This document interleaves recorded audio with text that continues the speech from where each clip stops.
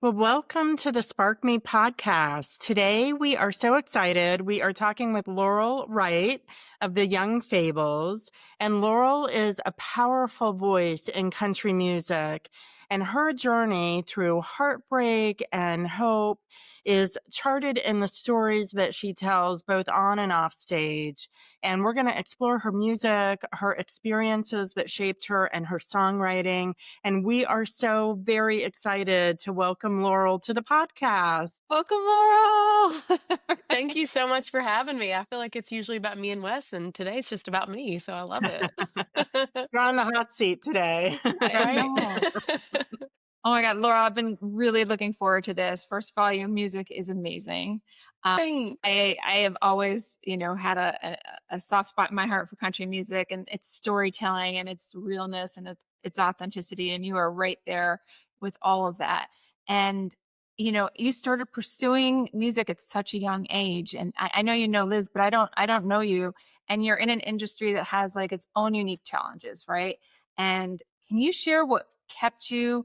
I'm sure like the music industry in general is not easy. And now you're in like like genre that has challenges, and what kept you pushing forward all that time, and how did being a woman in that industry shape your experiences in those early years? Well, I would say I don't have a backup plan, so that's kind of what kept me going. And yeah, I think just being a woman in this industry is very interesting. I think you have to learn to have thick skin. I think in probably any industry, but this is the only one I've ever known. But definitely people can say some crazy things to you. So I think having thick skin is really important, and that's something that I've like learned over the years. But yeah. But you're so nice too, like at the same time, Yeah, like right now, you should ask Wes if he thinks I'm right, nice. And we should say Wes Lunsford is the other half of the Young Fables. So the two of you are a duo, and I'm curious, Laurel. You're part of a duo, but as a woman, what do you think what is a impact that you think being a woman has made on this journey through country music and being a recording artist in country music? I feel like there's a lot of men in this industry, and I feel like in country music especially, there's a lot of successful men, and I feel like being a woman, it has its challenges for sure, but I wonder if having Wes as a partner almost, I don't want to say helps me because that kind of sounds bad, but I wonder if that kind of puts me in a different spot Hmm. career wise. I don't know. well, how did you and Wes meet? We met because, I needed a guitar player for a gig, and he was looking for a country band to play with, and that's kinda how we met. We've been playing together ever since. So cool. Can you and Laurel share with our listeners? You had a really interesting journey to country music, and you started very young. Can you share Mhm. a little bit about that early journey? Yeah, well, I grew up in, like, an old Baptist church in East Tennessee, and my parents threw me up on stage when I was, like, 3 years old by myself, and that's kinda when I sang my first song and started singing in a bunch of different churches growing up, and then it kinda went from that to, like, nonprofits, and, then I started actually booking gigs for myself when I was, like, probably 16 or 17, and then met Wes when I was 18, which is crazy to think of, and then we've started the Young Fables shortly after that. So, yeah, I started songwriting when I was really young too, That's by myself. Yeah, that's what I was going to ask. When did you start writing your own music, and when did you start performing your own music? And then when did you realize you wanted to do that for a living? Like you couldn't do anything else? I think I've always known that for whatever reason, even when I was really young. It's like I always had this like inner confidence that I could do it. But when my grandfather passed away, it was actually my great grandfather. Um, I felt like I had all these, like, feelings and emotions that I didn't know how to let out. I didn't really have, like, an outlet, and then my parents bought me a guitar, and my mom helped me write my first song, so I guess I've been co-writing before I was, like, technically co-writing, but, and then once I wrote my first song, it was leaned more towards like the Christian kind of thing, and so I got to sing that in church, and so that's kind of where I started singing my original songs, and that just kind of blossomed from there, I guess. Teach yourself to play the guitar, or did your mom teach you? How did you learn to play the guitar? I don't come from a musical family at all, and I took a few lessons, but mainly I learned from YouTube.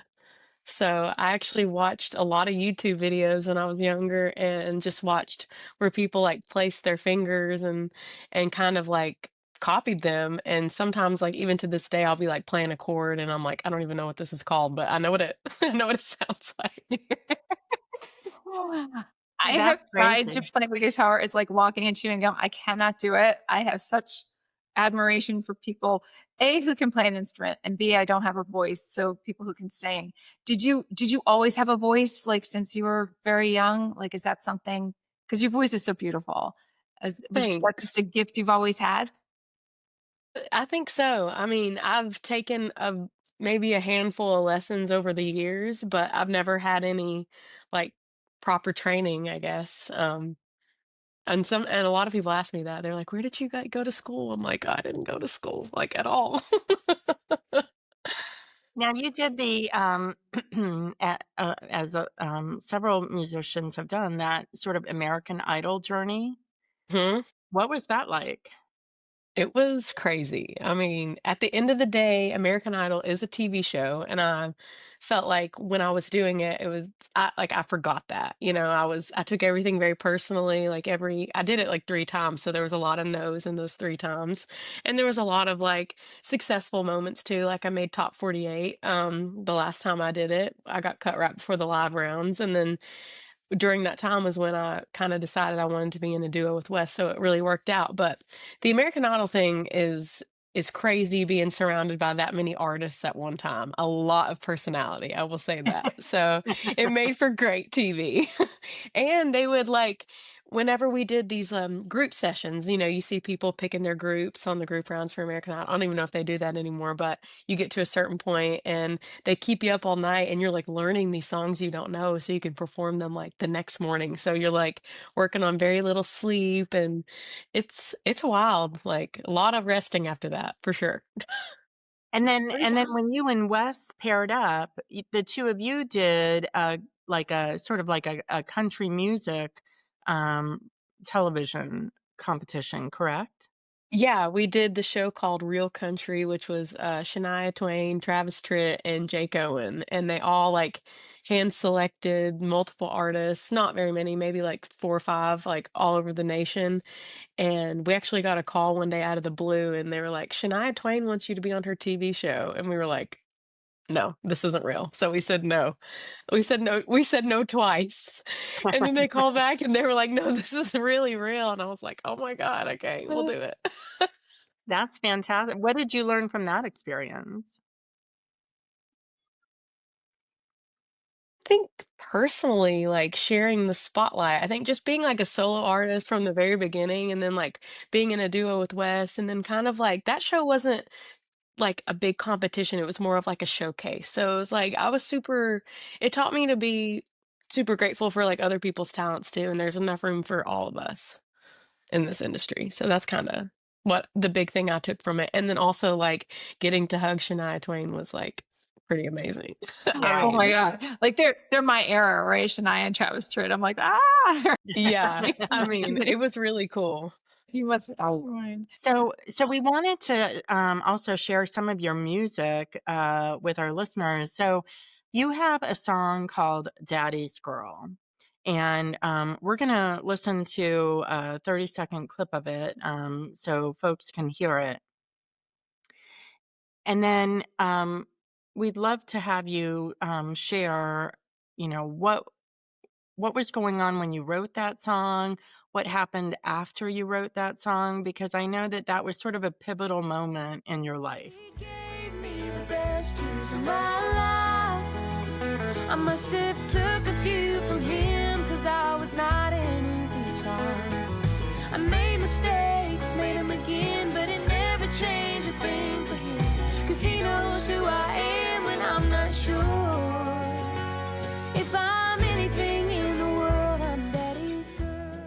I'll try to make it short, but like in 2017, we were writing a song in our apartment, and we had no idea what we were going to write about that day. We just knew that we had a songwriting session with our friend Dean Fields. So he's written songs for like Lori McKenna and Garth Brooks and all kinds of cool people.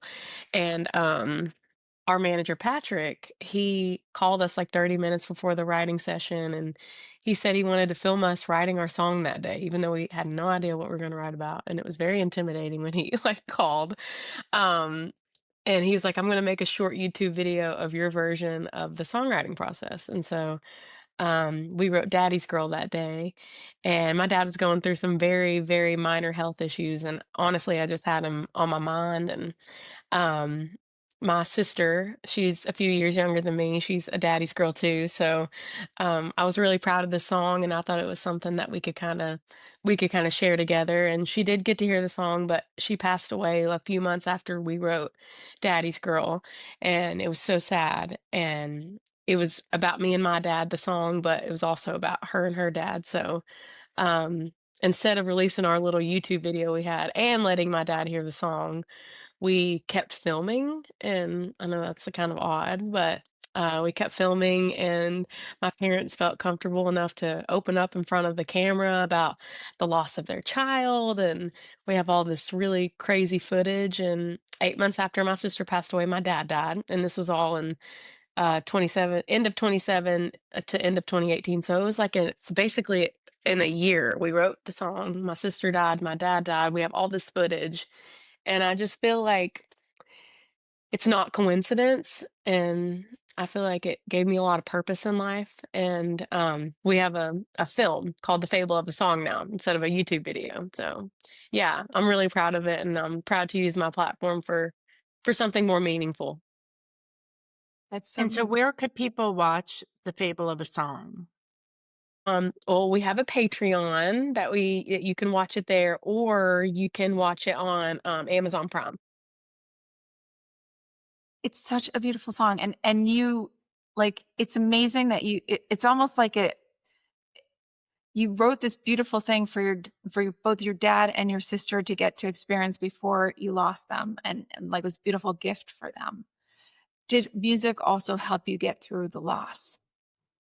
But yeah, for sure. I felt like I had kind of a um a weird relationship with it for a while, because I write from such a deep place. I'm sure as a lot of songwriters do, but it was really hard for me because the end of the day it was still my outlet. But then at this point, at 22 years old, it had been my job for a few years. So it's like a part of me didn't really want to work, if I'm being honest. Like I was just screaming so hard. And so to kind of have those two, like your outlet and your work kind of come together, and then something really bad happened in your life, or like I just it was, yeah, it was weird for a while. And me and Wes, Wes lost his dad like right when we met, and we grieved very differently. So it was like navigating through that as well was difficult, because he just kind of wanted to work through his grief, and I kind of withdrew. So How did you end up uh, working through that grief? Did you end up seeing a therapist, or did you just put your head down and work? What was it that helped you through that process? Um, well, I think definitely, I mean, I talk about Wes a lot because my whole life is with Wes, but I think having him was like very helpful. And there was a certain point where I was just like, I really needed extra help, and I didn't know what that looked like. It was right after my sister died. And so I got on medication and for depression, and then I started seeing a therapist after that. But those two things together, just for me personally, really kind of changed my life. And it wasn't until I was 27 years old until I kind of felt like a shift, and like, okay, like maybe I'm not grieving as hard as I once was. Like I'm kind of, I guess, moving forward, as sad as that sounds. But yeah, Yeah, so it took you several years to move several. past that real like deep grief and pain. Yeah. Yeah. Um, And it's like I always like felt like I was on a timeline, because people, like were super supportive, especially like our friends and family and fans. Like, I'm very open about my journey, I guess, online, and that was really helpful. But then you do have those people that are like, well, it's been a couple years, or it's been 6 months, or it's been 4 years, or whatever. And it's like, you know, it's time to get better. And it's like, I really don't think there's a timeline on grief. I mean, you're right. It took me like a good 5 years to kind of get on the other side of it, I guess. And when you did get on the other side of it, do you feel like you were the way you express music, or you as a person, like, were you changed in any way, or do you feel like it impacted your music in any way? Yeah, I think maturity came with like just when you lose anybody, I think you grow from it. But I think I was 22 when I lost my sister and my dad. So I felt like I've always kind of been like an old soul, but I feel like I had to grow up a little faster, I guess. So young, Laurel, to have two incredible losses at the same time, that you were so young and they were so young, and that kind of grief, so close together. I just can't even imagine what you went through, and I'm so sorry. Um, No, I'm so happy for the music that you create, and that that you and Wes put out into the world for others, which I'm sure helps them in these times. If do you yeah, ever turn to music when you're dealing with things in your life? Like, not yeah. even And just yours, like music in general, right? Like, Yeah, like songwriting first, but then also when I went through that time period of like not being able to write as much as I probably should have been, like when I was grieving, but I really turned to like, I love Casey Musgraves, I love Jason Isbell, I love Chris Stapleton, and I love the old stuff like Al Green, and I really love Patsy Cline, and um, just listening to people's music really like re-inspire me, I guess. yeah. Like, I have kids, and even myself, when you struggle with things like anxiety or depression, like, turning to music is such a powerful medicine of its own, right? Like, to lift the Mhm. spirits or bring you through something. Well, how did you find country music? And then, in an industry where sometimes women feel a little less heard, how did you make your voice stand out and find your niche in it? I think being from East Tennessee, it was just kind of like I'm country. Like I talk country, I sing country. I love country music. And it's kind of always been a thing, but finding my own kind of lane in that has been um a big part of it is Wes. Like he brings a whole nother kind of side to it. And which is not country, even though he's from East Tennessee. He's more jazz, R&B, everything kind of but country. And I think being in a duo with him, um, I don't know, has been really cool. But the whole woman thing, yeah, there is like we were talking earlier, there's a lot of men in this industry, and it's like sometimes it can be challenging, like kind of finding your home because, we've gone to so many like awards in Nashville and like seeing people win things, and a lot of them, the artists and the songwriters, I mean, they are men, so sometimes I feel a little like behind just because I am a woman. So, yeah, it's crazy. And do you need to, like, if you're talking to like songwriters, or women coming up, and anybody actually really coming up in the country music industry, like, what is something that you feel like they need to have? Like, is it just that like you said, there's no plan B, you got to get out there? Is it that, like, look, rejection is part of the game, like, deal with it but don't give up? Like, what do you think has gotten you to where you are today, like, through all of those, that all of the things that keep a lot of people out of pursuing that dream? I think everything that you just said. Yes. Yes, yes, yes. And, especially having the thick skin, that's wild. Um, but also staying true to who I am through all the different changes, because you start writing different songs of different genres once you've been doing it for a while, and you start to meet people that have an opinion on what your career should look like, or whether that be we have an amazing manager, but whether that be like a manager or a publisher or a record label or whatever that is. And I think it's really important that you just remember, like, for me, like who I am and why I started doing it in the first place, and just yeah, kind of just staying true to who I am because it's harder than you think, you know. Are there any men or women in the industry that you look at as like sort of your guiding lights? I think a lot of the people that I mentioned earlier, like I really love Casey Musgraves so much, and there's a songwriter, Maddie Diaz. She's not as, I guess, mainstream, not as popular, but she is incredible. And I've started to meet like a bunch of songwriters now that I've signed a publishing deal last year, and just a lot of people like Tia Sillers, like she wrote "I Hope You Dance" by Leanne Womack. She's such a strong woman, and like she knows she has that inner confidence, and it's like I just aspire to be like that.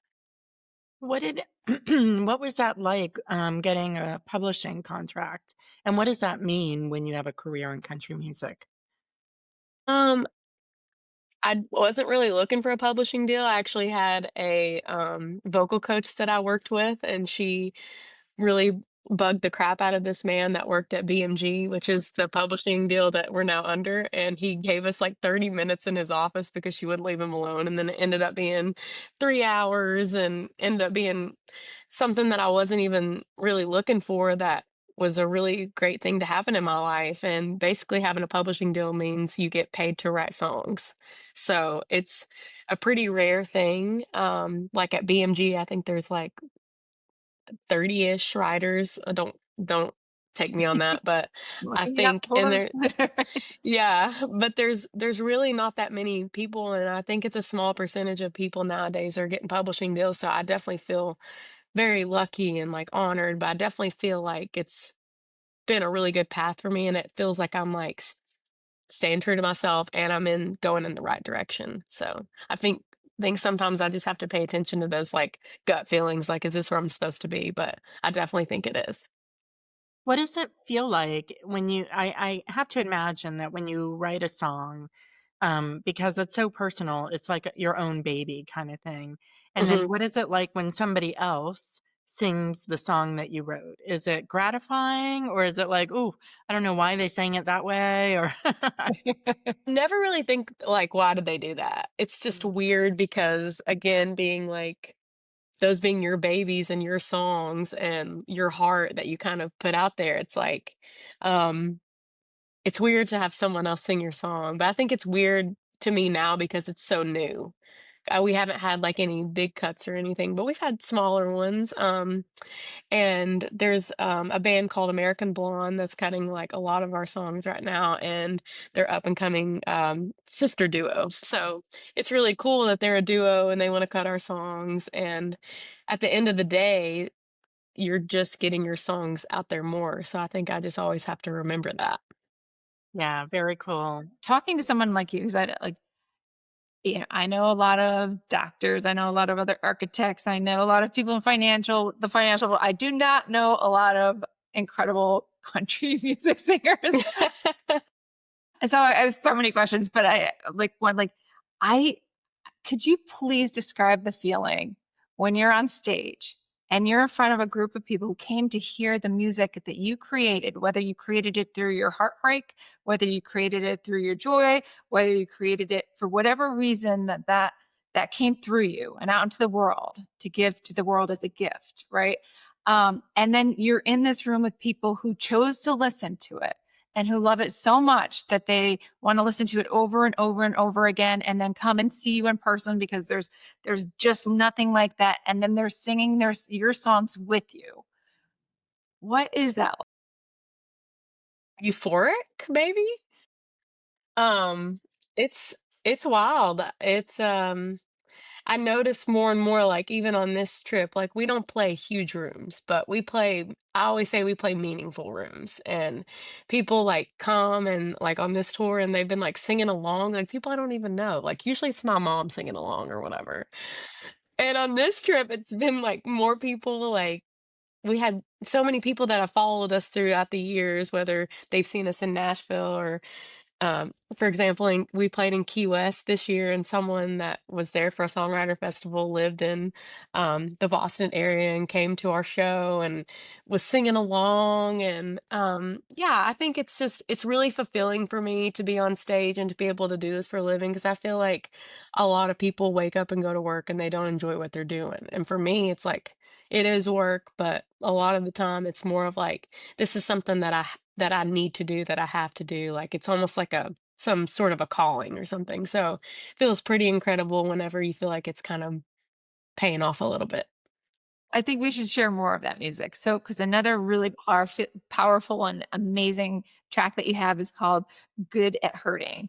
And I think we should take another 30 seconds and listen to a clip of that so that other people can find and learn and appreciate and discover your music. Don't know if I'm better now, if I'm on my way out, or if I'm just good at hurting, if I'm just good at hurting. Don't know if I'll be okay, or if I found my way, or if I'm just good at hurting, if I'm just good at hurting. I know it looks like I'm doing fine, well that might be, or maybe I'm just good at hurting. So, Laurel, when you write a song and you're so open with your heartbreak and you're so open with being vulnerable, does it ever feel like you're exposing yourself or opening up too much when you're sharing these things publicly and almost sharing too much of your soul, or does that actually feel good? Yes and yes. I think two things can be true. It feels so good, but sometimes like being because I'm a pretty open book, especially with like the mental health stuff. But yeah, it's scary sometimes. I had this lady come up to me on this tour actually, and she said, we all go through stuff. And I was like, well, I know, but I had the microphone, so no, I'm just kidding. I love it. No, but I think at the end of the day, people that like, are looking at it's all perspective, right? People that are looking at me like, oh, she shares it for a sob story or whatever. It's like at the end of the day, my story isn't for those people. It's for the people that are hurting, that want to be open and connected to other people that are hurting, to like break down those barriers of like, you know, I don't know. It opens like a deeper conversation almost. Percent, 1,000%, because I am so proud of my household that like we just talked so openly about mental health and Love. therapy, right? To the point that my one son is like, I think everybody in the world should do therapy. Like, it's just good to have that as an outlet. Yeah. And I think that's so healthy. And I find that whenever I share my story, because I have one child that struggles, he got into some substance use and things of that nature. And when I share that with somebody, when I'm very open about that, never, like, it is amazing how many people out there are going through the same type of struggles. And the second you are vulnerable and share a little bit, it just comes right back. It People suddenly does. feel safe and like they're in a safe, non-judgmental place where they can share too. And I have had some of my most meaningful conversations and even some friendships that mean a lot to me that have helped me so much that have come out of those conversations. Yeah. So I really Well, I'm appreciate that sorry. you I'm do. sorry that your son has struggled. My sister struggled with some substance abuse too. So, not that I understand what you're going through from a parent's perspective, but I do like l- I have loved someone that has gone through that, and That's it's hard. It's hard. It's so hard. When you're out of control of a situation, you can't do anything about it except influence and do everything you can.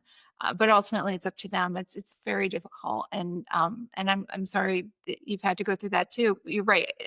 If you're someone who loves somebody going through that, it's really difficult, and it's difficult too, which is something that I think um, one thing that it's done for me that I'm so happy about is my judgment is like it's about as close to zero as judgment can get, about other people in their lives and what they go through because we don't know people's stories. You No, just don't not. know. And you cannot judge another person's situation. Mm-mm. And when I felt it coming in from the outside before, and I'm very good at deflecting it now and not letting it bother me.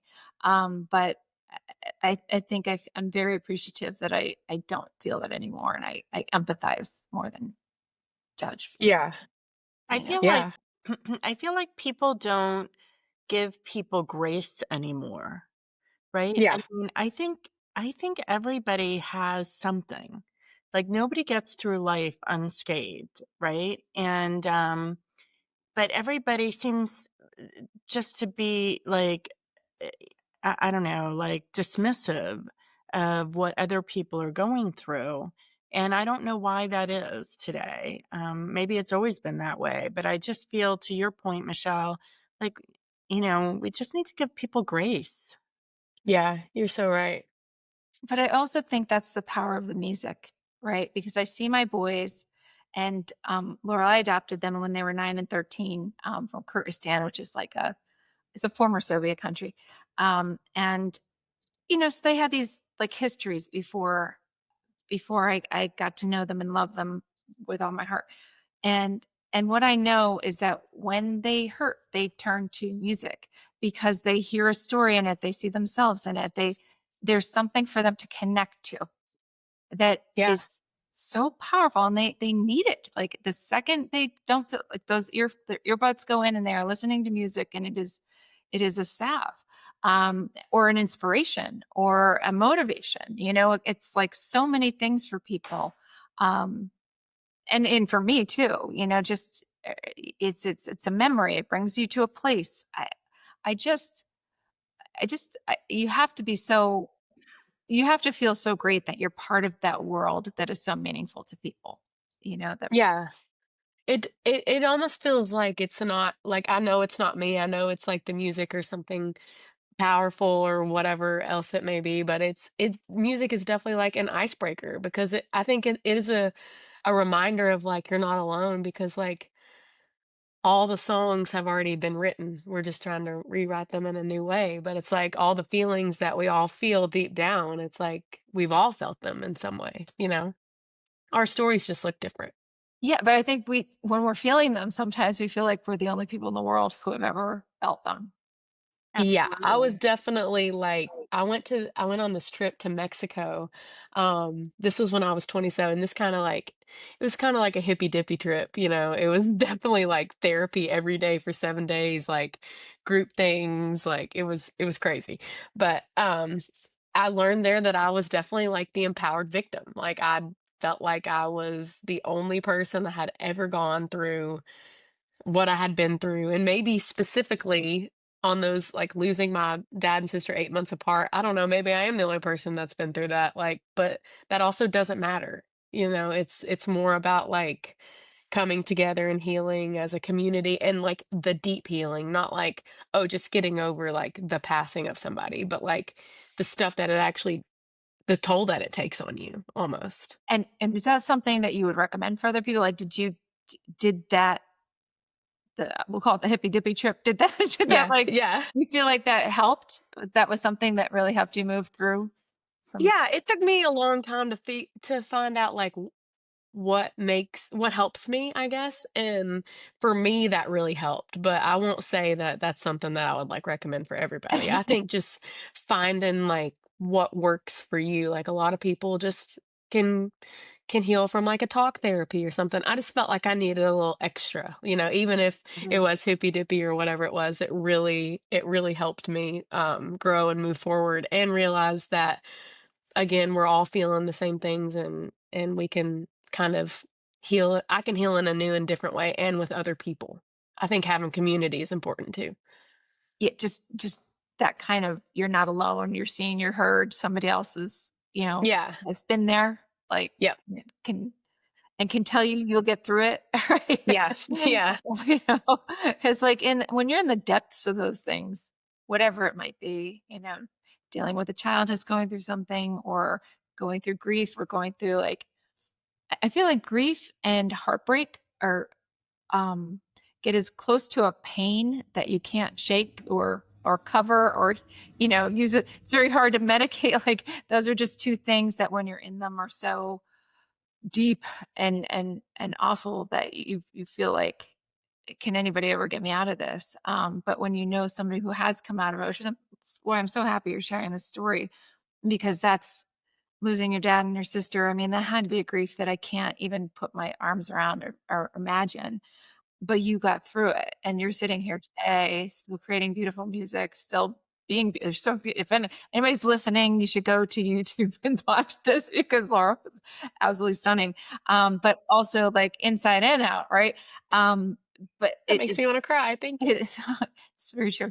But it's like helps you realize that you can get through it, and that somebody else did, and is still here not only to tell the story but write music about it and share their story so openly. It's like it's really I think that's going to help a lot of people because so many people go through grief that they think they'll never get over.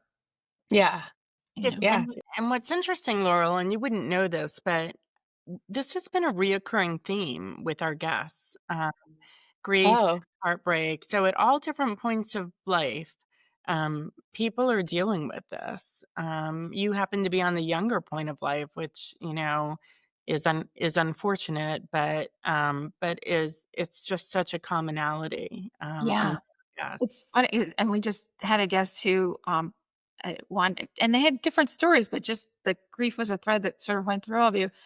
One lost a husband when she was a young mom, and then another one lost her second husband unexpectedly when she was like, kind of more towards our age, and and it's still, no matter what age, it's still hard to deal with and to get through, and it's unexpected. And you turn to family, faith, friends, whatever it is that medicine, therapy, all these things that work for you in different ways. But we all, it's a human experience, I guess, is the thing.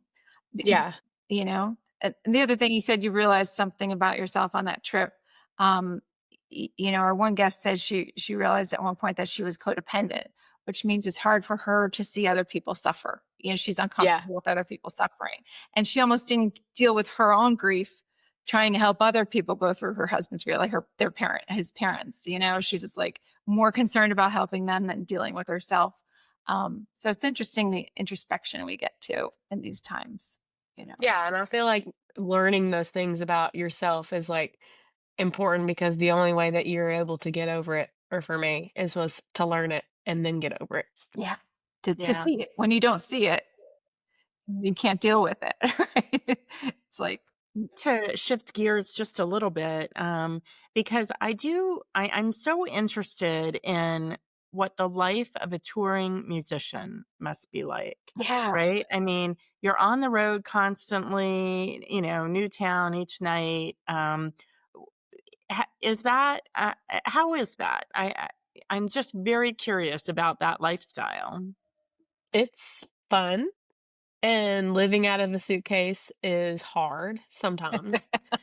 Wes and I, we travel in a van, so that's been like a little better than just like traveling in a car and then figuring out where you're going to sleep every night. So now we have like the converted thing where we kind of have, it's nothing fancy, but it's ours. And I think sleeping in your own space is like really, it's been a game changer almost because there's not that worry like this is the level that we're at. We have to we're planning out our own like tours. We don't have a booking agent. Like we have a manager that does most of that for us and all the logistics. So I'm very organized because of him.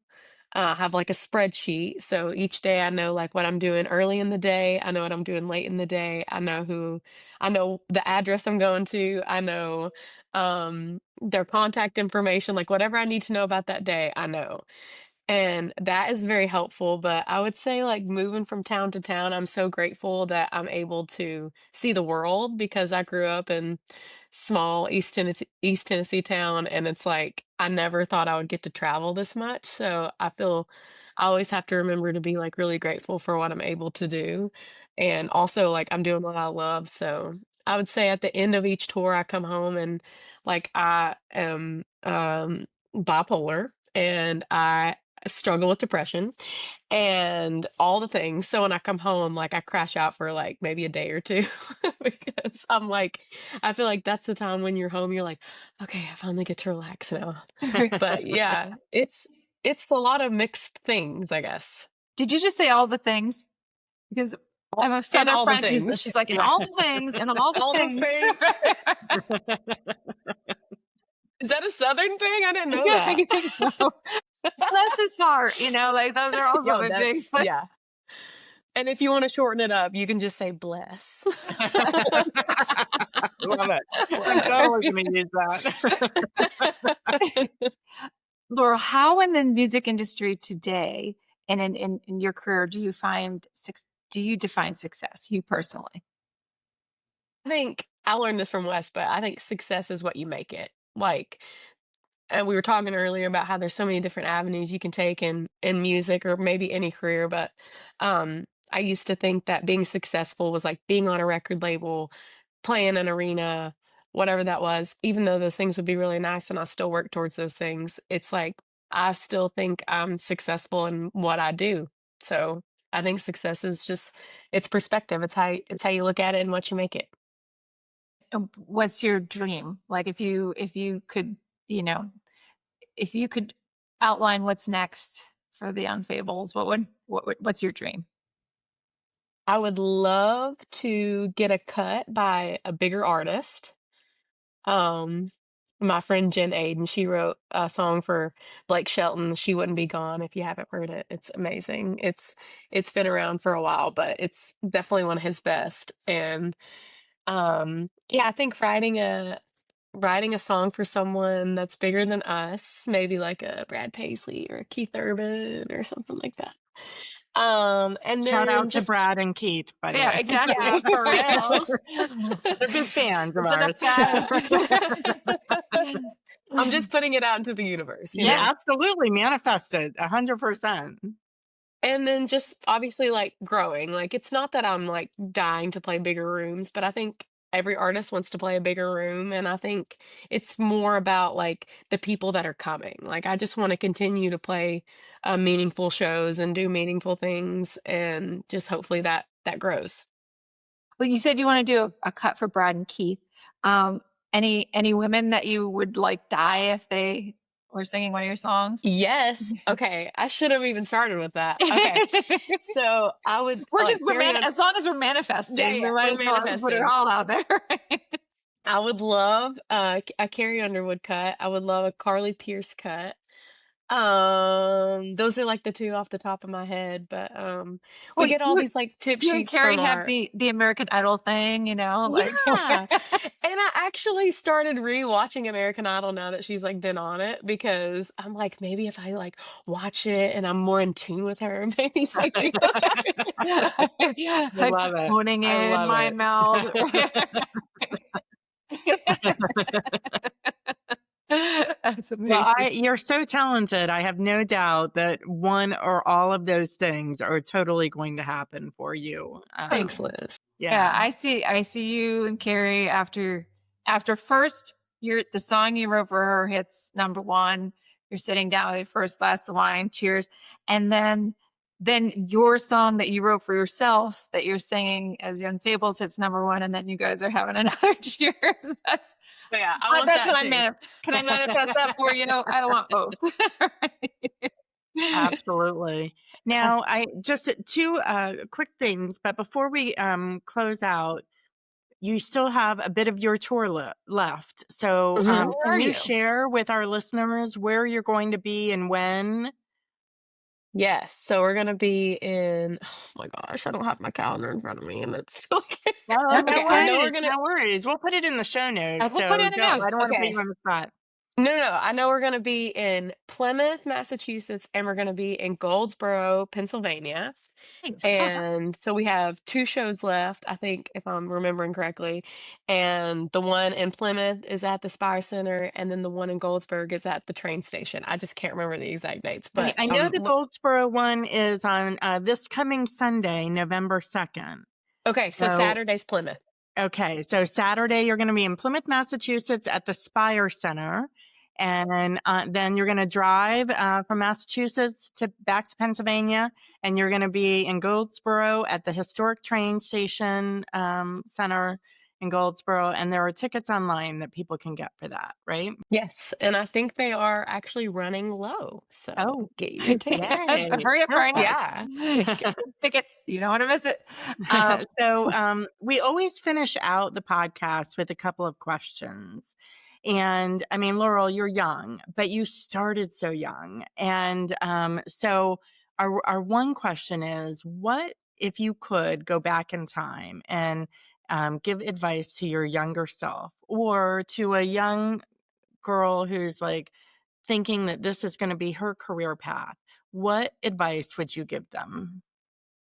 Definitely stay true to who you are. I'm big on that. And then also just like keep moving. Like you're going to get so many no's.